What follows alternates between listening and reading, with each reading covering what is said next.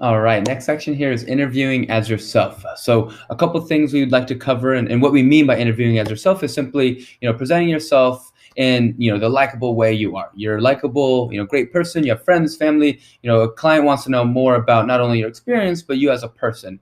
But before we go through any of that, of course, we have to troubleshoot. So before you hop into an interview, 5 to 30 minutes before, make sure your audio is working, make sure you have good lighting, that they can see your face and it's not darkly and dim. How your video comes across is actually a really good indicator of your presentation of yourself, and subconsciously, affects the way the client views you.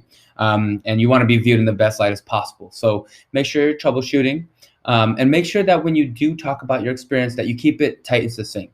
30 to 60 seconds, who you are, what you do, and why they should hire you. Focus on those points, and you'll have a clear, concise way of explaining your experience and explaining your value to that company and organization, and also how you would bring value, and how they would maybe be valuable to you, and where your career goals are as well. So make sure to keep it concise and keep it tight. Another thing is language preparation. There are people who struggle with English, so prepare yourself for those, occasions. Write some sentences down, look at the job requirements, make sure you have, pre-written sentences so that you can describe your experience and feel comfortable with at least explaining what that is.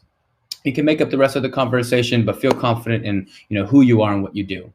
And then lastly, ask really good questions. Not questions that you can Google, but to your interviewer, some good questions may be, what do you like about this company? What motivates you personally? Can you describe your management style? Things like that you can't Google and that you have to be there to get their answer for.